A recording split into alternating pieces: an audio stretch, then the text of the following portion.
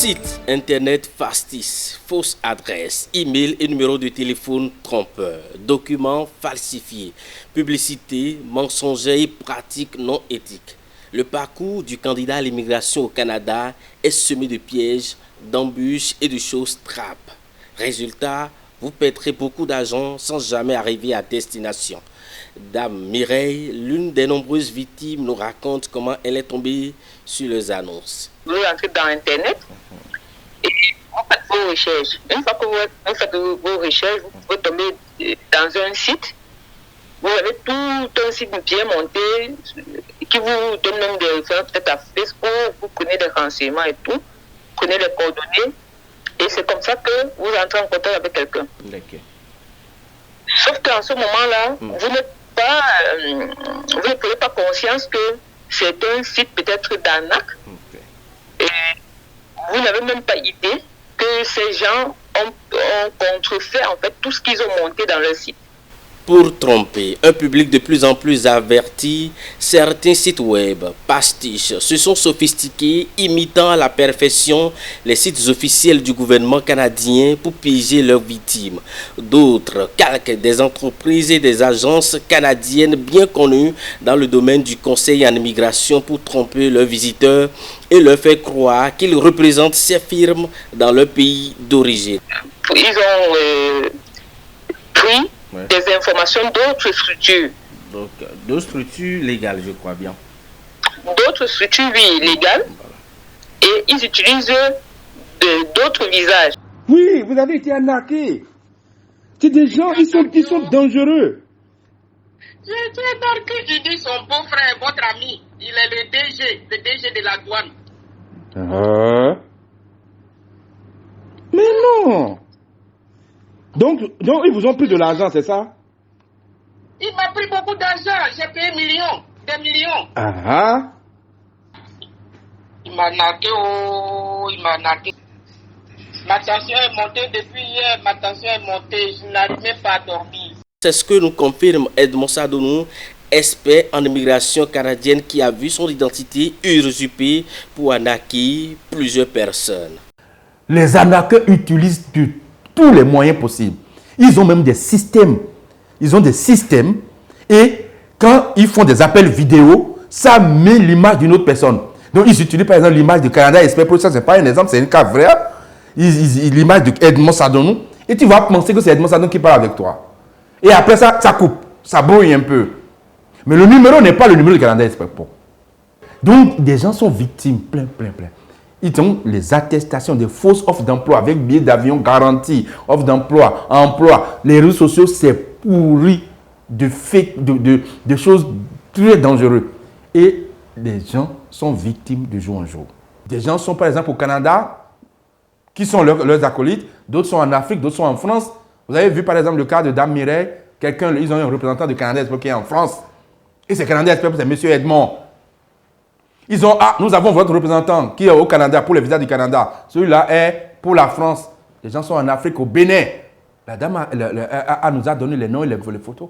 C'est des Béninois. Et il y a une enquête que j'invite, que vous avez, vous les médias, les journalistes, vous avez l'enquête de l'institut, d'une prestigieuse institut américaine qui dénonce la cybercriminalité, qui dénonce les arnaqueurs.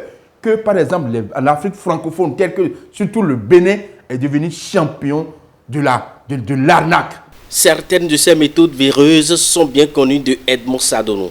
Ce dernier a toujours alerté sur ce phénomène à travers plusieurs émissions qu'il a animées. Cette fois-ci encore, l'expert met en garde. Lorsque vous ne jouez pas dans le jeu, il ne peut pas y avoir arnaque. C'est parce que vous complaisez avec ça. Vous jouez dans le jeu.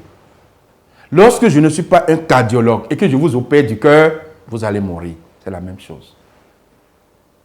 Mais comme moi, je suis mirobolant, j'ai des paroles mielleuses, j'ai le projet, j'ai la chose tout cuit.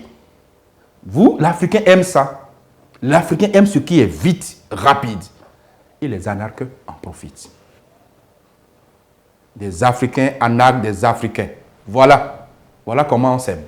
Et donc, ce sont des gens qui sont bien préparés, mais vous autres, vous devez faire très attention. Pourquoi vous ne suivez pas les règles? dans tous les pays du monde, dans tous les systèmes judiciaires, il y a quand même des avocats. Il y a des conseils qui défendent des clients. On m'accuse de meurtre. On me dit tant. Je prends un avocat. Mais la loi dans la démocratie moderne est claire. Je peux me faire représenter comme je peux ne pas me faire représenter. Mais lorsque je ne veux pas me faire représenter, je dois éviter de collaborer avec des gens. Au moins, j'y vais toute seule, sans méchance. Le gouvernement canadien alerte pourtant sur son site officiel sur les profils des personnes habilitées à conduire les dossiers. Le gouvernement canadien l'a clairement énoncé. Et c'est dans les normes. Et il y a 3 catégories de personnes qui peuvent vous représenter, défendre des dossiers, traiter, analyser et soumettre des dossiers à un décideur pour que ce dernier puisse rendre des décisions. Oui? Donc, l'obligation de moyens d'un conseil, c'est de traiter, d'analyser, de traiter des dossiers. Donc, les 3 catégories de personnes sont bel et bien les conseils, c'est-à-dire les conseillers agréés en droit d'immigration, agréés par le gouvernement du Canada et qui font partie du CCIC, c'est-à-dire du collège des conseils, des consultants en immigration et en citoyenneté du Canada. Donc, c'est les toutes premières personnes, ça. Ils doivent faire partie du CCIC. Ensuite, une fois il y a cette personne-là, il y a les avocats qui sont enregistrés régulièrement, qui sont actifs et enregistrés au barreau du Québec et des autres provinces aussi. Et il y a les notaires enregistrés à la Chambre des notaires du Québec ou dans la Chambre des notaires de l'une des provinces du Canada. Voici les 3 catégories de personnes qui peuvent représenter des clients. Seulement qu'il faut que nous arrivons à expliquer aux gens que le CCIC, ceux qui font partie du collège des consultants ou des conseillers en immigration et en citoyenneté du Canada, sont des gens que le gouvernement a la même mise sur eux. Le gouvernement a un contrôle plus pointu et c'est eux-mêmes qui chapeautent ça. La sollicitation est complètement interdite. Lorsque un conseil agréé, qui fait partie des 3 ordres, que ce soit les conseils agréés et qui font partie du collège des consultants ou des conseils en immigration et en citoyenneté du Canada, les avocats enregistrés au barreau d'une des provinces ou bien les notaires enregistrés, régulièrement enregistrés à la Chambre des notaires, cette façon de fonctionner est prohibée. C'est complètement interdit. On ne peut pas le faire. Donc, faites des sollicitations. Envoyez des choses, des offres sur les réseaux sociaux. Envoyez des choses. D'abord, quand vous voyez ça, c'est du faux. En attendant que ces problèmes soient résolus, les fraudeurs et arnaqueurs agiront librement, faisant de nouvelles victimes. Le seul conseil qui reste à donner, c'est de bien lire et de se renseigner avec soin avant de choisir un consultant ou une agence. Vous avez l'obligation de tout faire, de faire en sorte que vous ne soyez pas complice. Parce que lorsque vous prenez le faux visa et vous prenez ça, vous voyagez, à l'aéroport, on va vous arrêter, vous mettre en prison. Le Canada est reconnu pour l'esprit d'entreprise, un talent culturel de classe mondiale, des villes sécuritaires, une excellente qualité de vie et une éducation exceptionnelle.